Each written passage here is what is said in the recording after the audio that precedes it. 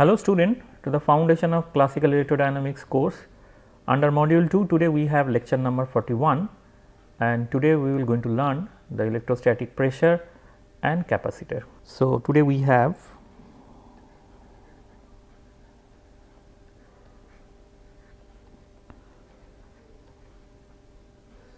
class number 41.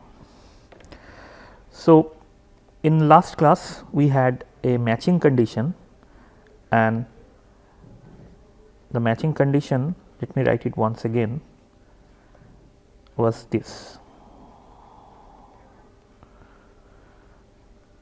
electric field left hand side, electric field right hand side, minus this is discontinuous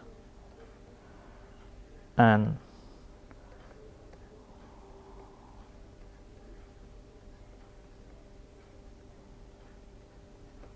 this quantity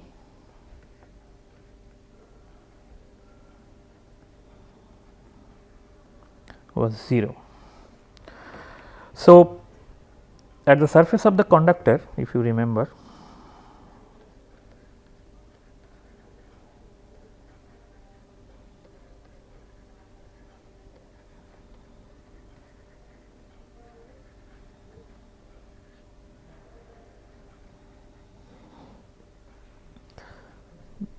that means E tangential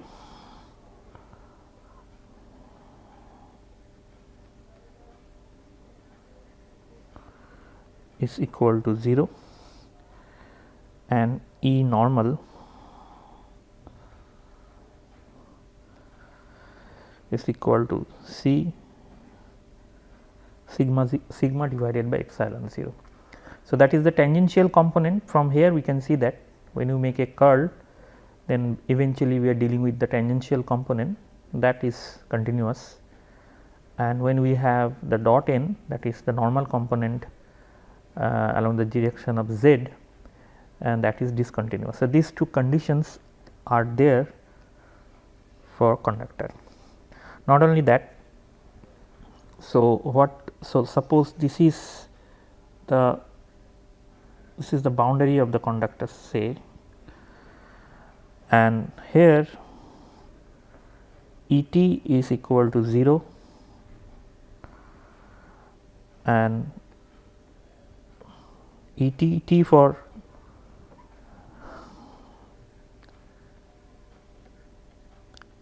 tangential and R stands for normal.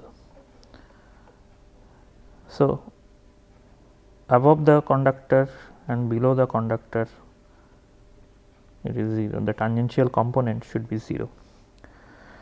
So,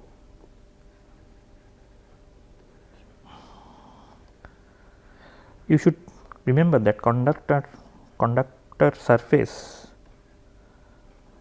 that is the surface I just draw here, suppose this is a surface and this surface is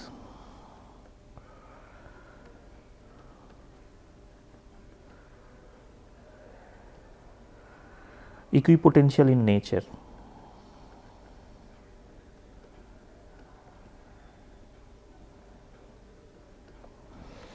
So, that eventually means no work is required to move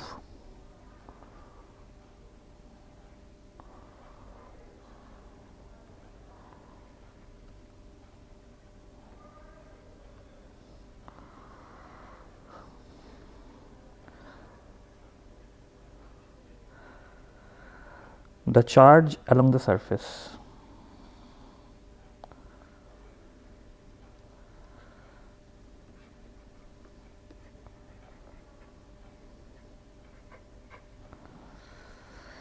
That is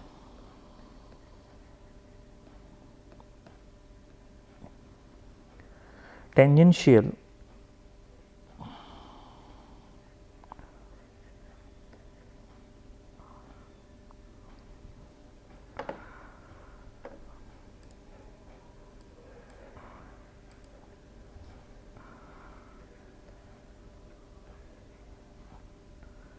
electric force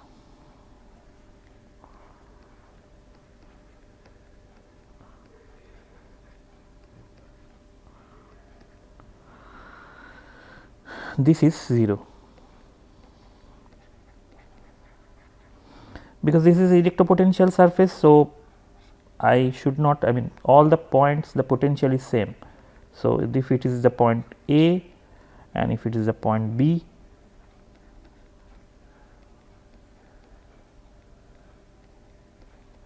so the potential is same. So, eventually the work done here to move one charge from point A to point B is 0. On the other hand, this is my surface, conducting surface, and along this direction is the normal component, and I write this is E n, and that value is sigma divided by epsilon 0, just above the conductor. Inside the conductor the electric field is 0, but above the conductor I should have the value. So, these give rise to actually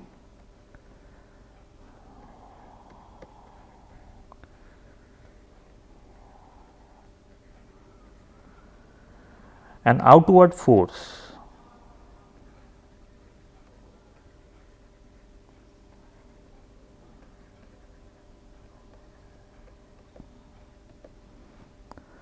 per unit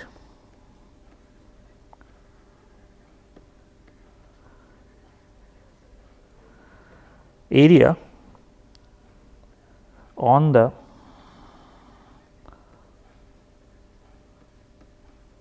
surface of the conductor.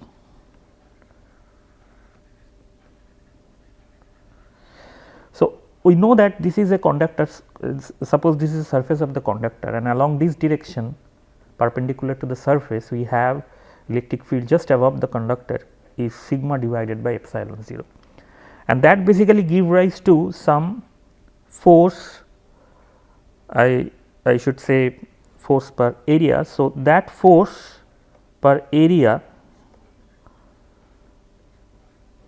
is sigma square divided by, if we calculate, we are going to calculate that, it is something like this, and this force per area, n stands for the direction along n,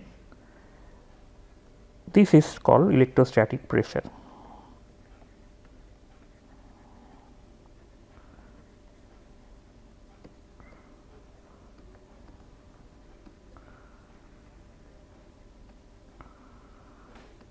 This is called electrostatic pressure. So, there are way to calculate this electrostatic pressure. The amount of the electrostatic pressure is sigma square divided by 2 epsilon 0. So, there are way to calculate. So, let me do that here.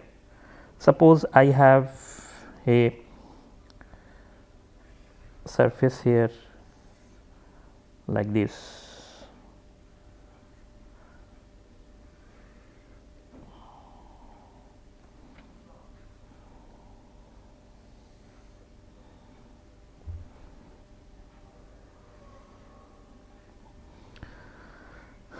And a small area A is suppose a small area on this surface, let me cut a small area.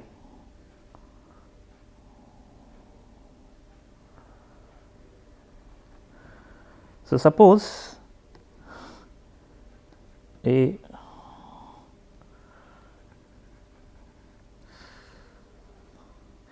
small area A is moved upward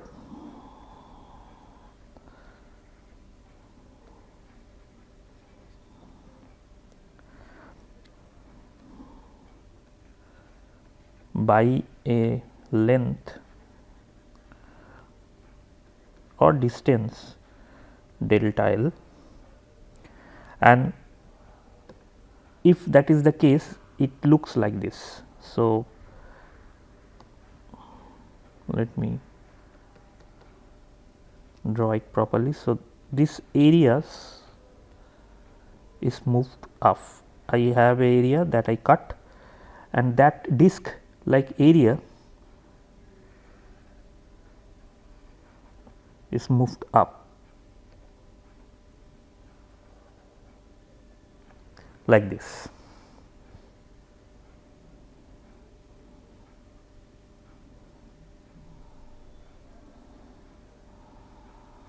The area is A and it is moved up from this point to this point.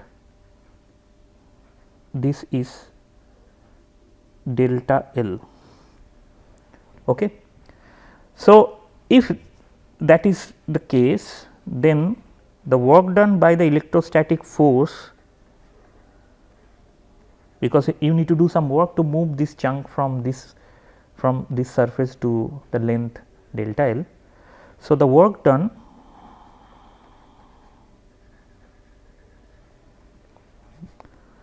by the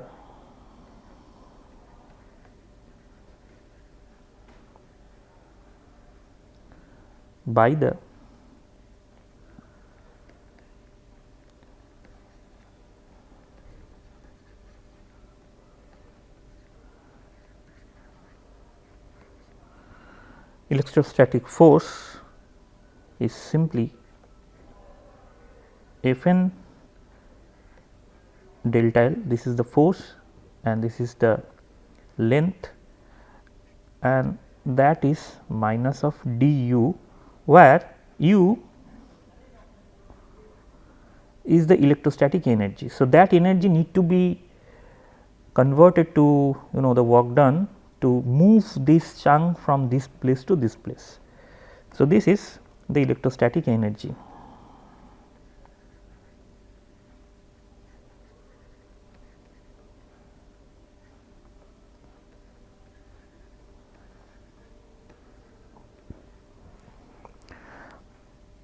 Now, that we know the energy density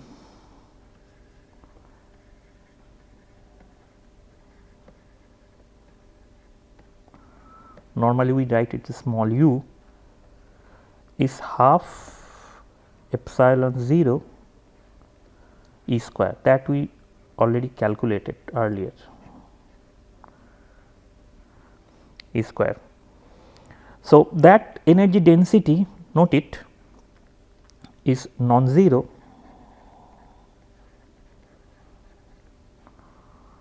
only in the region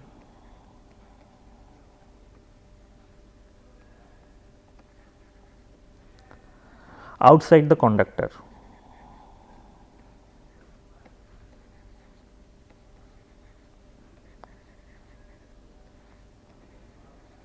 Because inside the conductor the field is 0 and the field exists only in the outside. So, if this is the conductor boundary, if this is the surface of the conductor, then as I mentioned the E is only here in this region, here this E is 0. So, the whatever the energy density we are talking about is just above this conductor, the surface of the conductor. And now, what happened that the chunk is moving from this surface to dl. So, that means it contain a volume of energy that is moving upward. So, I can say that as the area A moves outward,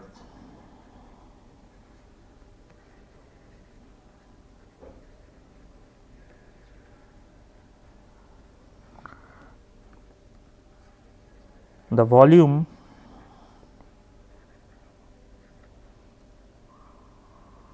with non-zero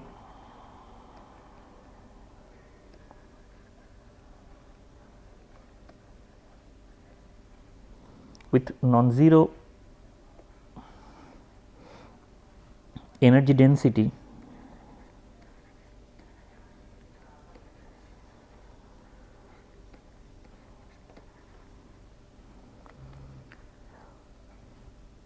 So, as the volume is moving upward, as the A is as the area A moves upward, the volume with non-zero energy density would decrease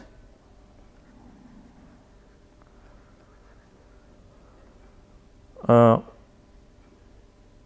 would decrease by an amount simply area dl. This is, you can see that this is the volume that we have when this thing is moving upward. So, this amount of energy will going to decrease.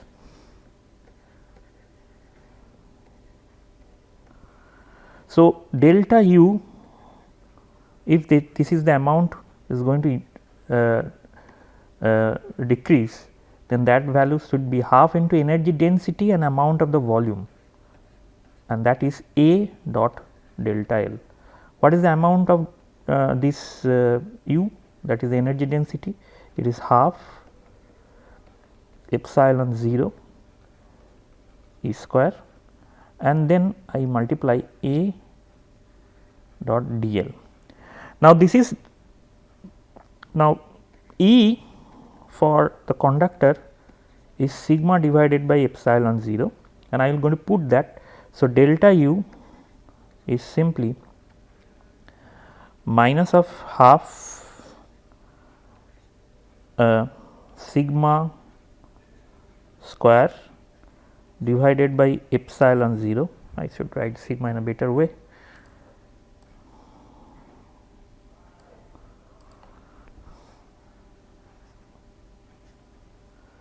Half sigma square E 0 epsilon 0 and then A delta L. That value should be equivalent to the amount of the work done, right, and that if I write, it should be this one that you already calculated. So, the amount of energy that is decreased is equivalent to the amount of the work done to move this chunk A to a distance delta L. That is the main thing. So, from this equation I can have simply Fn, that is the force per unit area, is equivalent to half of sigma square divided by epsilon 0. So, that is this quantity force per area is eventually the electrostatic pressure.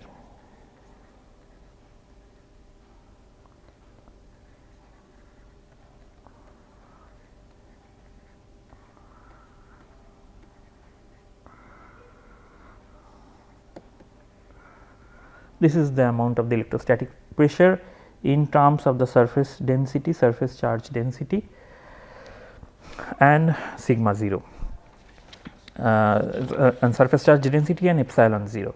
Well, let us put few examples to understand this concept. So, let us do this example. So, let put example 1.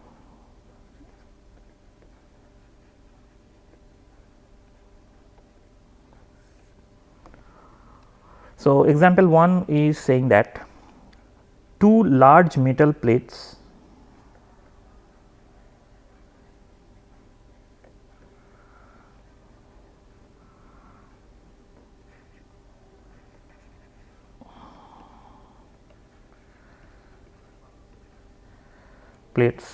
having area say A are say held a distance d apart.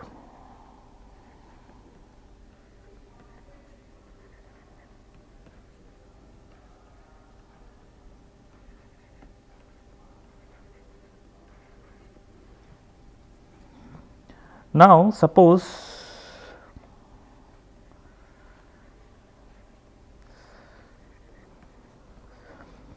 we put a charge q on each plate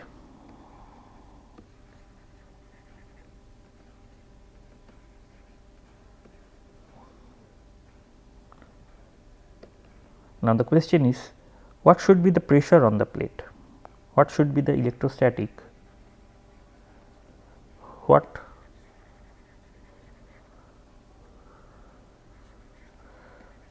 should be the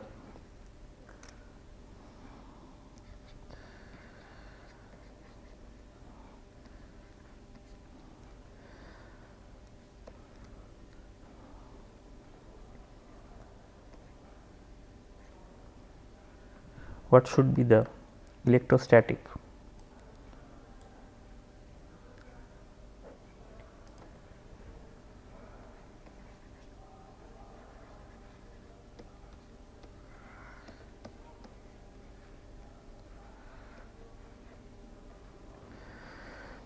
pressure on the plate.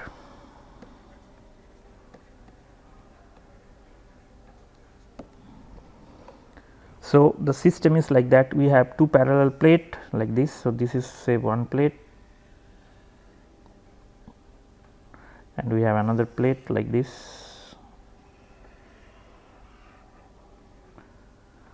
and I put charge both the plate here and here, the amount of charge is q.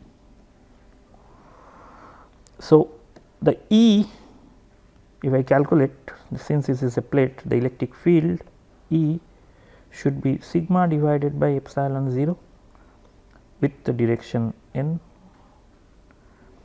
Here E should be 0 because all the charge will be here, and also here we have E equal to sigma divided by epsilon 0 n. Sigma is q divided by A because the amount of charge. So, the electrostatic pressure, if I calculate, is, we already calculated, it is half epsilon 0, and okay, because it is also putting a pressure on here. So, I should not write E equal to 0 here because this same, it is like a capacitor. So, you should have a same field here. So, I should not write anything here. So, it is simply half epsilon 0 E square because this is the formula, and E I know because this is the amount of E that we have here also. So, it should be sigma epsilon 0, and E is simply sigma divided by epsilon. So, I should have sigma divided by epsilon whole square,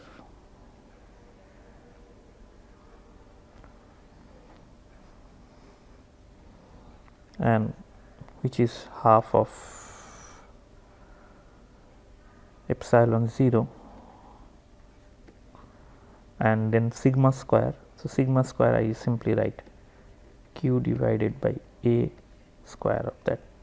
So, this is a simple problem because I have two plates, charges are there. So, I know what is the electric field, two plates are placed parallel. So, what is the pressure that one should experience, and that is simply whatever the formula we just derived, that half sigma square epsilon 0 with the energy density condition, and that energy density condition if I write with for unit area what should be the pressure, what should be the force, that is eventually the pressure, and that value should be half epsilon 0, half 1 by epsilon 0 multiplied by q by A whole square.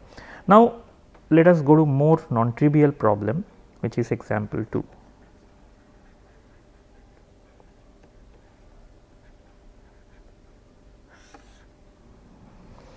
Now, in example 2, in this problem, it was, the problem is saying that a metal sphere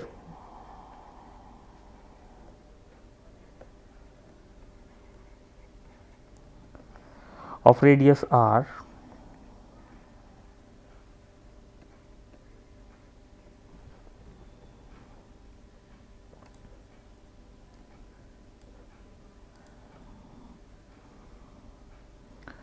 of radius r carries a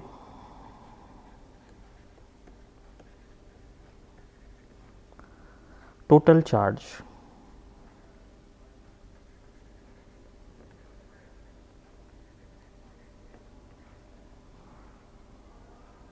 charge q. If that is the case, then what is the force of the, what is the repulsive force or force of repulsion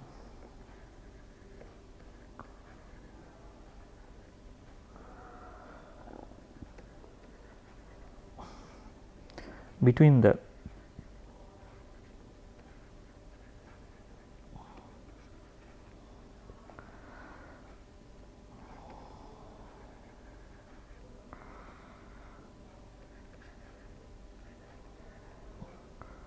northern hemisphere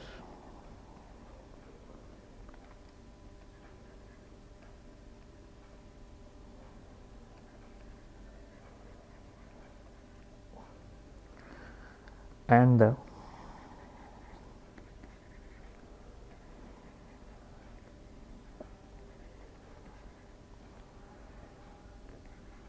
southern hemisphere.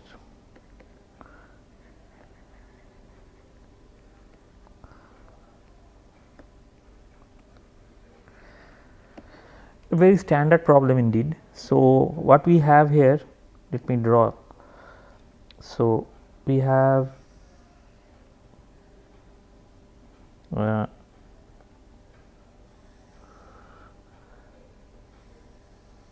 two spheres like this.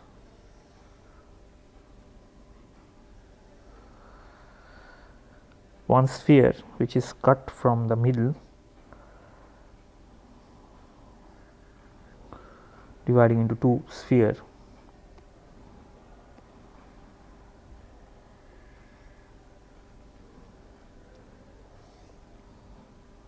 With the coordinate system lying here like this.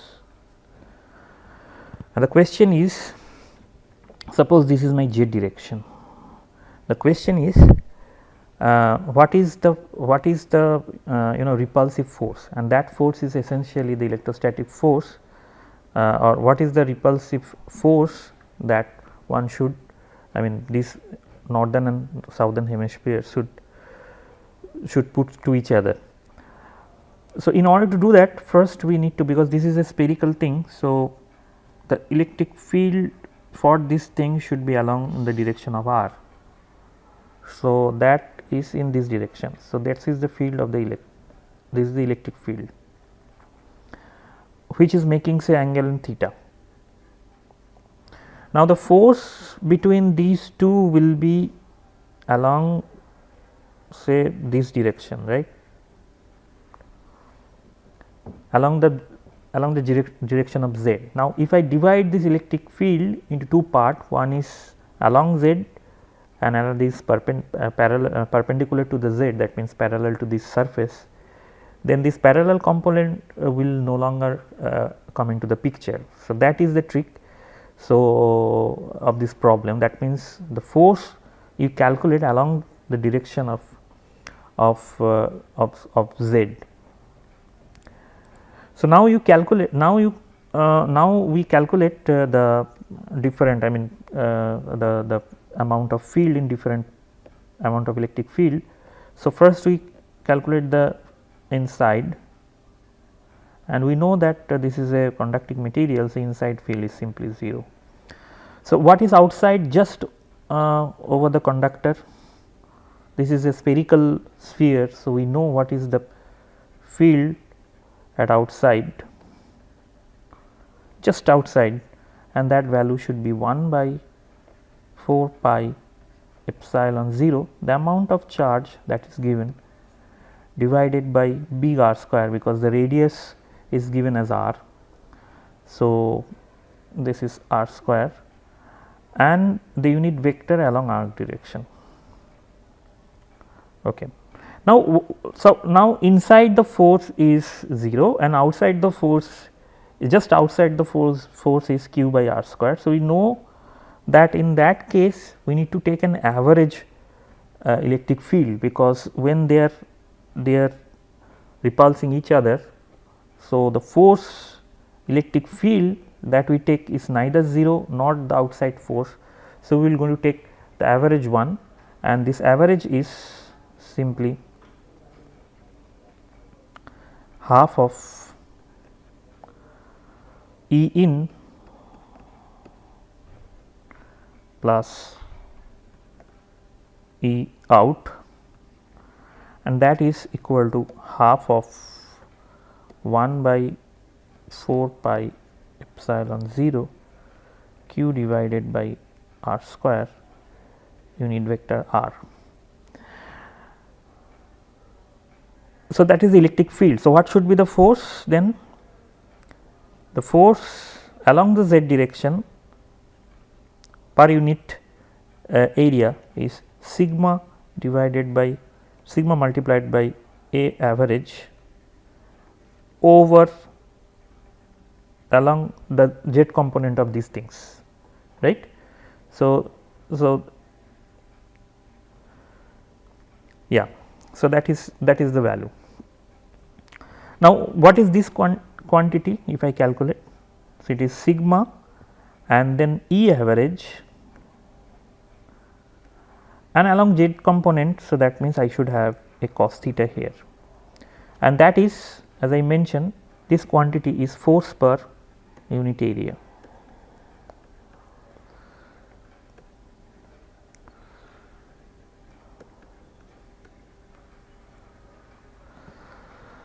Okay.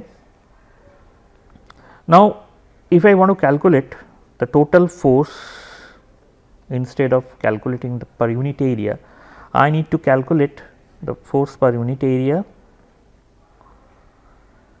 and that should be integrated over the entire area, over this volume, over this surface, sorry, over this surface, this spherical surface.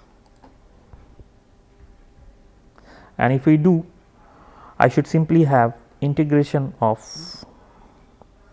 sigma and then E average, then cos theta,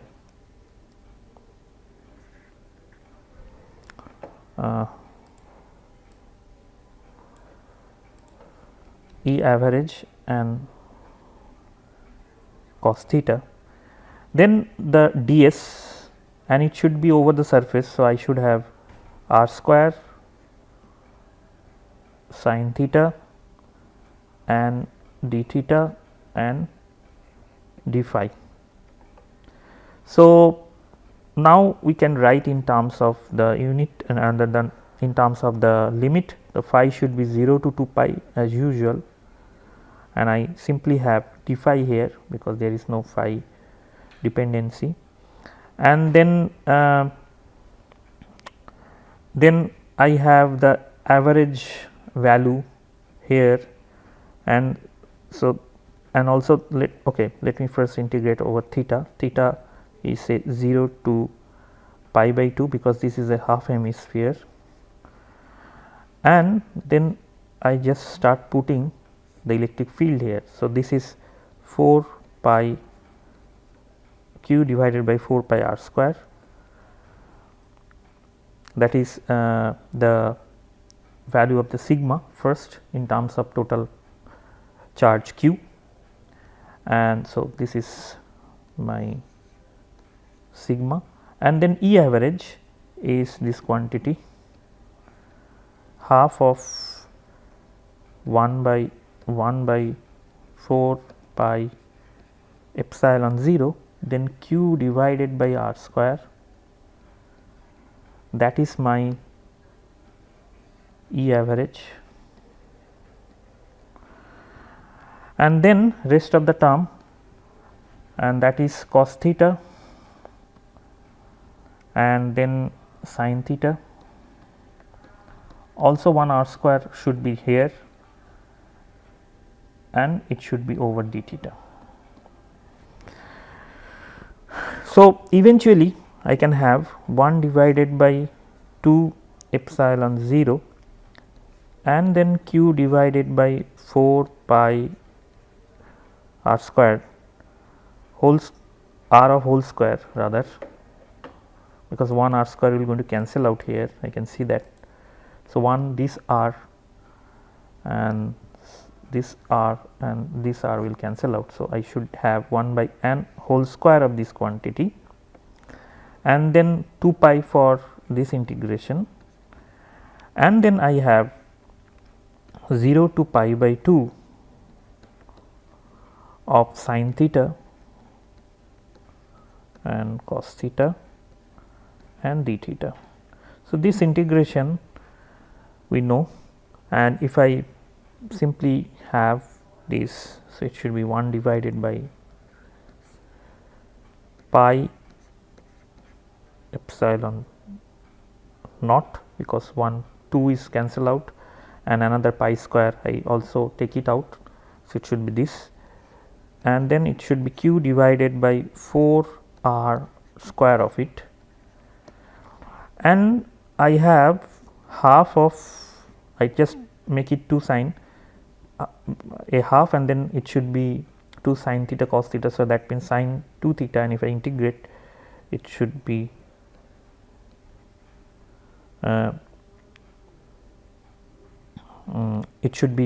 half of sin 2 theta and integrate cos, and then if I just integrate it, it should be sin square theta and then 0 to say pi by 2,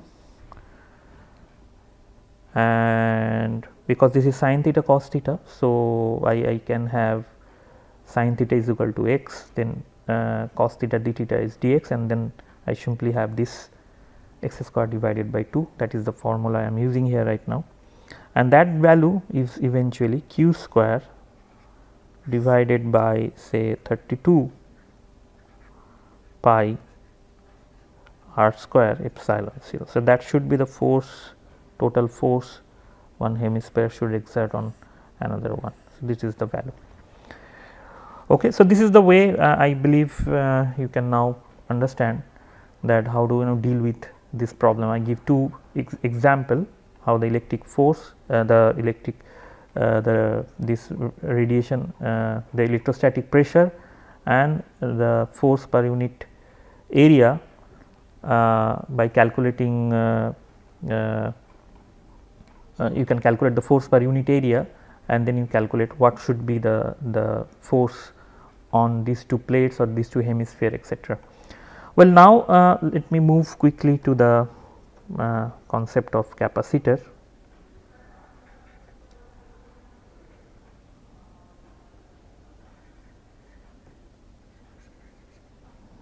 So, we know that this is not a very new thing. So, capacitor is, suppose I have these two plates separated by a distance say d, and the area is say A, and q1 is charged, say suppose here we have at z equal to 0,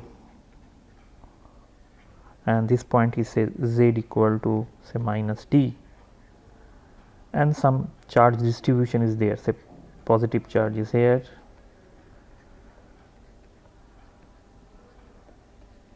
and some negative charge is accumulated here, two opposite charges are there. So, that we can have a field here inside this region along this direction, and if I calculate the potential at these 2 point,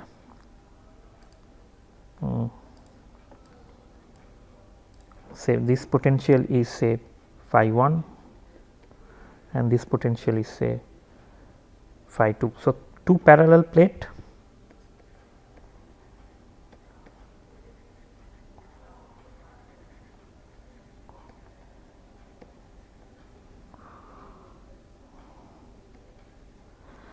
separated by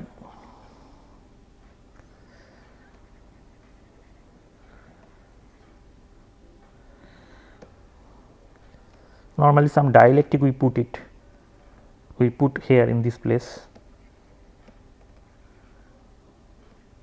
What is dielectric we will learn later, and area is A and the separation is D, that I already mentioned. These are the two parameters. So, this is area is A and separation is D. The electric field in between the plate if I calculate the electric field in between the plate E, that is simply sigma divided by epsilon 0. If the separation between two plates is filled by air, that is, otherwise it should be this quantity. So, sigma divided by epsilon depends on if it is the space is filled by air, that means this is the capacitor and here we have air, and in this case this is the capacitor, we have some dielectric.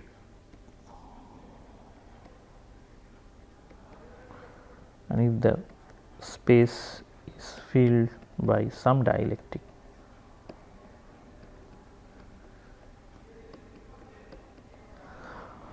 okay. Now, the potential difference V is simply phi 2 minus phi 1, and that is this quantity 1 to 2. If I go from 1 to 2 and then if I do some work on that, say this is along z direction, or simply E dz 1 to 2. So, E we know this is minus 1 to 2, E is sigma divided by epsilon dz, and that quantity is sigma minus epsilon from 1 to 2 point means 0 to minus d, and that gives me sigma divided by epsilon d. Sigma I can write in terms of this is total charge divided by area. So, I can have q d divided by A epsilon, that is the potential difference we have. Now, the capacitance is the quantity that we define. So, the capacitance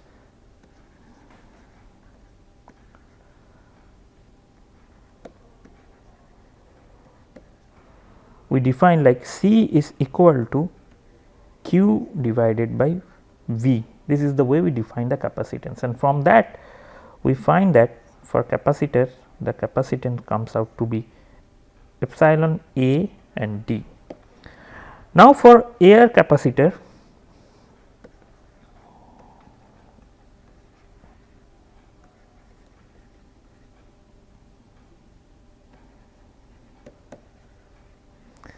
we have simply C is equal to epsilon 0 A and D, and this is a very well known expression for capacitance, and we know that how by reducing D or by increasing A how we can increase the capacitance, or by changing this material how we can increase the capacitance.